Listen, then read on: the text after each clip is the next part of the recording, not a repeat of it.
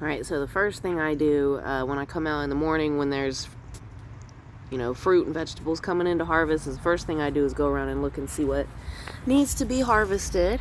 It's better to harvest first thing in the morning if possible. And so as you can see, I have a few more little cherry tomatoes here, which I will gladly pick. Something that's easy to do one-handed. At 3. Okay. And again, this is the sweet cherry. And there are plenty more flowers. That's just the beginning. This in the middle is the indigo. And you can see those are a couple coming on, and you see the purplish hue to them. So they're going to be a darker colored cherry tomato. I have some more beauties right here. See if it'll focus. There you go. And then down at the bottom. These are cherry tomatoes, so I do need to prune the bottom. They're indeterminate, so when they're indeterminate, I'll show you guys how I take the bottom stems off. But I'm looking forward to these. I haven't had any of the indigo tomatoes ripen yet. We finally got some rain last night, which was the first time it's rained here in 3 weeks. So all the plants are happy. This is another sweet cherry. And, you know, every day when I come out, I try to go through and make sure that the stems are inside the cage. But when it rains, they jump up so quick. This is lovely. Look at that cluster to be. A few babies on it. That's exciting. Let's see how many's on there, just to count. I got 2, 4, 6, 8, 10, 12. So 12 on a cluster. That's cool. I'll take that. You don't always get that many, but I'll take it.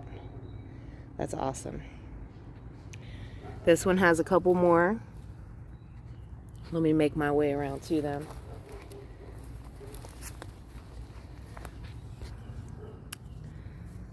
So, see if I can get to them. Here they go. So they're not completely ripened, but they will continue to ripen.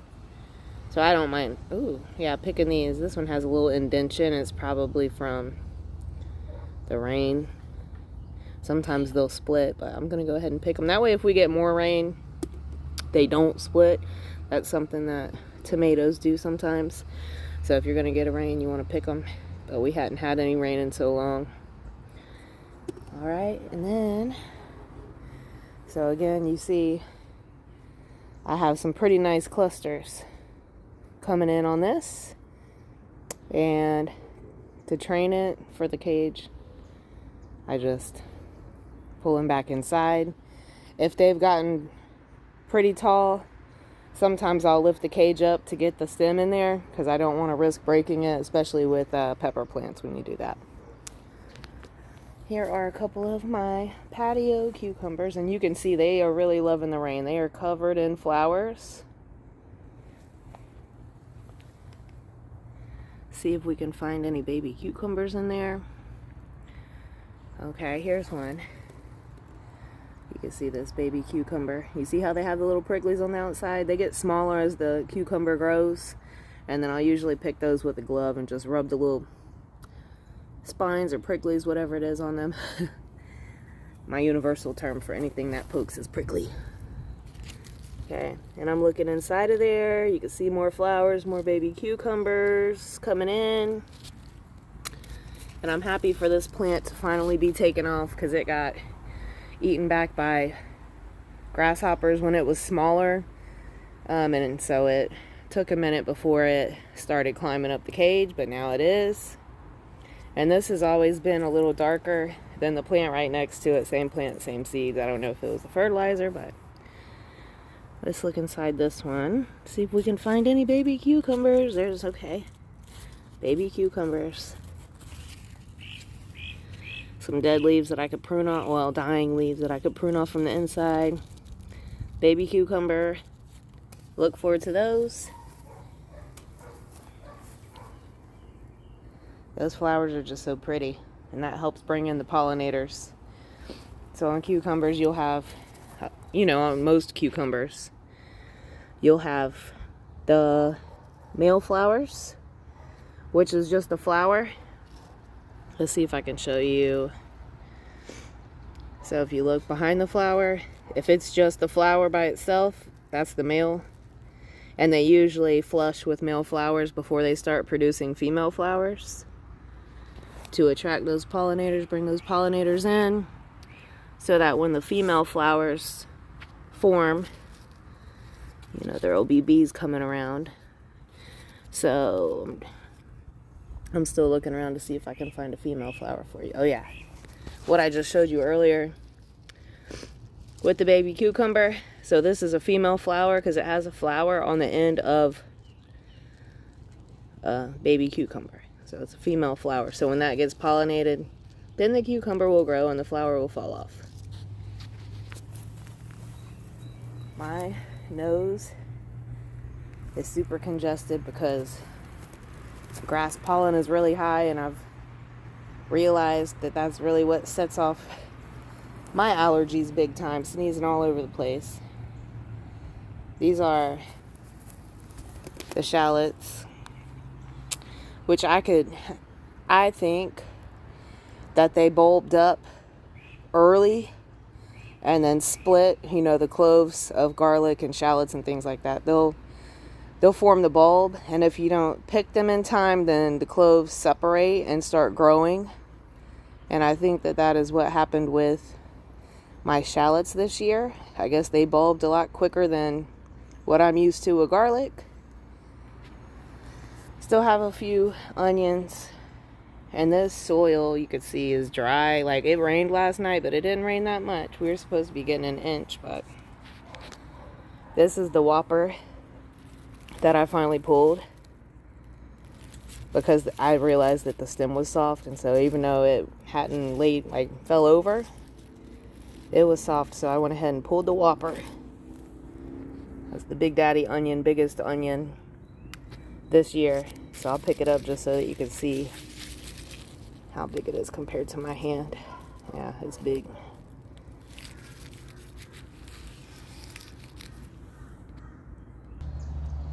These are my other two cucumber plants over here, and so I just wanted to show you female flowers with the cucumber.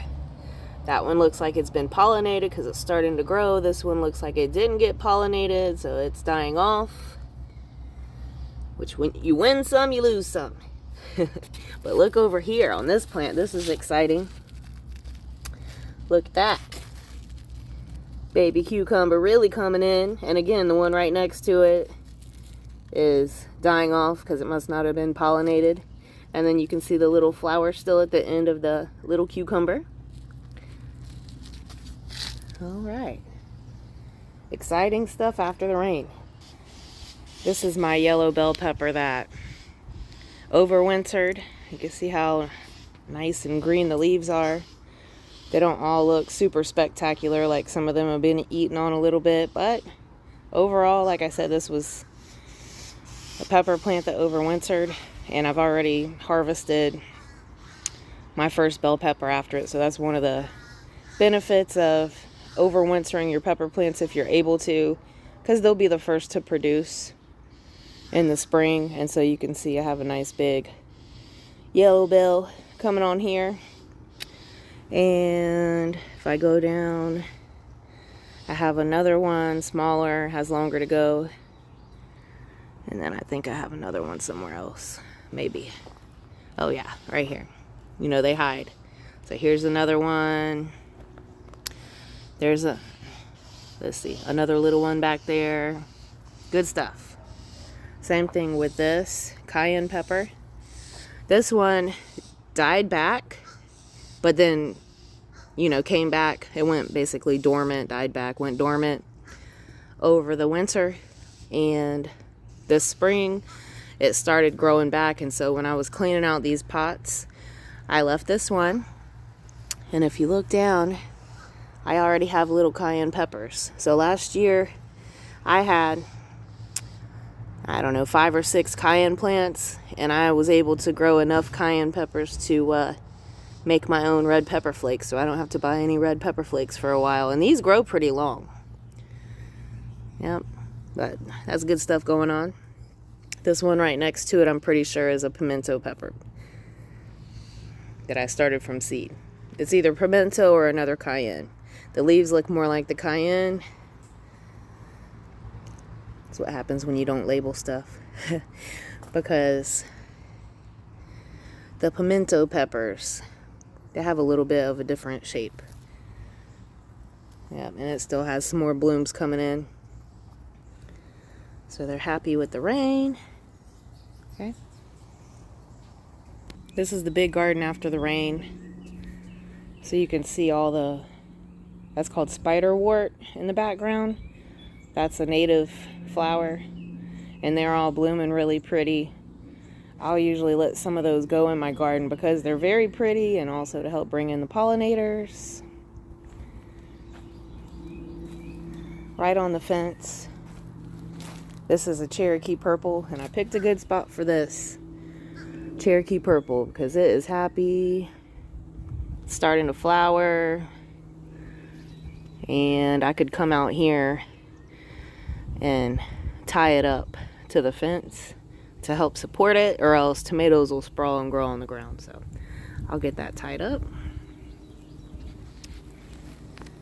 My pole beans didn't germinate that good. That was on the first row closest to the fence, and I only have a few pole beans that germinated, and those need some direction toward the fence. And this is the ground cover that I found the snake skin going under. So a snake shed its skin on its way under this ground cover. So right now I'm not too keen on sticking my fingers in those holes to replant, but I do plan on replanting. One of my friends was like, just use a stick, which is a great idea. So I can use a stick to poke a hole, drop the seed in, and then cover it up. So I'll do that. I like pole beans because they are more productive, and I've had really good luck growing the pole beans over this fence. And then the inside row are my Blue Lake bush. So these were Blue Lake pole. My favorite pole bean to grow are the rattlesnake because they do well in the heat and they're really productive. They're a meteor green bean, like a whiter pole bean. The Blue Lake are more like, you know, those are what you buy in the store canned. So they're flowering. So it shouldn't be too long before I start getting a harvest. So all of them are flowering. And then these middle 2 rows are the Gold Rush, which is a yellow bush bean, like similar to yellow wax. And they're also flowering. You can see quite a few blooms coming on in those.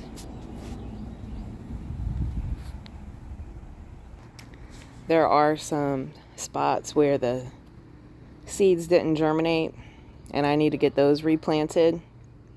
I didn't pre-soak those seeds. So there, like I said, there are some gaps, and I'll replant those. And when I replant them, they won't come in the same time as the others. Like I'll have a succession planting basically, because these are getting ready to fruit, and then I'll replant those holes. And then by the time these plants have given me a couple, I would say like, you know, a good 3 harvests, they'll be ready to go. But the other ones that I plant to fill in the holes, those will be just coming on. So it'll help extend my green bean harvest. This is some okra in the first half of this row. And then the second half of the row is where I planted purple hull peas, which are a southern field pea, similar to black-eyed peas. And I pre-soaked these okra seeds and those purple hull peas, and you can see the difference that I have a lot better germination on those seeds than I did on the other 2 rows. So from here on forward, I'll be pre-soaking my bean and pea seeds before I plant them. You can see that my thyme and oregano is taken off, as well as a couple weeds that are encroaching, so I need to get this weeded, but they've really quadrupled in size at least. So definitely harvestable, usable as fresh herbs, but I also plan on drying some as well. This is an update on the 4 rows that I replanted with you guys a couple weeks ago, and I soaked all of these seeds because I only at the time had 2 corn seeds that had germinated, and so I soaked a second round of corn seeds and replanted. And if you look just down this row, boom, boom, boom, boom, there's one that didn't come up yet, but I think I see it in the hole. Couple more, and then I have some okra right there that I had planted. And then in this row was another row of green beans. These are the striped green beans, and so that was my second planting, and I soaked those, and I still didn't get a very good germination rate, so I'm tempted to just go back in with a different variety. I don't know, maybe it's the seeds. I just bought those this year, but the germination on those striped green beans has not been very good. But I'm excited about the corn.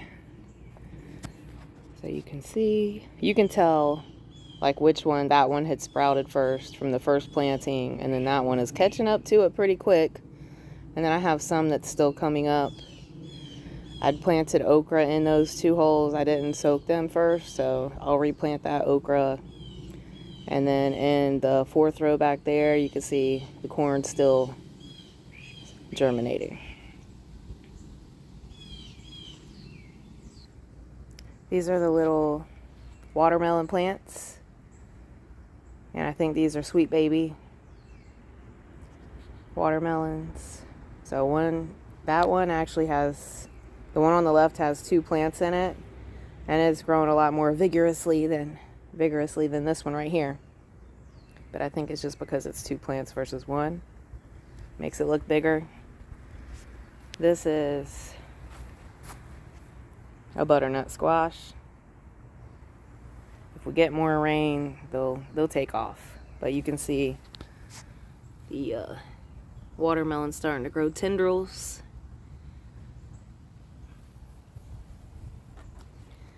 This is a double row that I planted most recently of purple hull peas, but I need to come in and weed it again. I weeded it before I planted it, but it didn't take long for the weeds to come back, so I gotta reweed it. That's the never-ending chore of a gardener, right? Weeding. I still have a couple onions in the ground back here. I need to check the stems on those just to make sure that they don't need to be harvested. Some of them are still pretty small. Those were the ones that I left behind when I harvested the bigger onions before I planted the Roma tomatoes.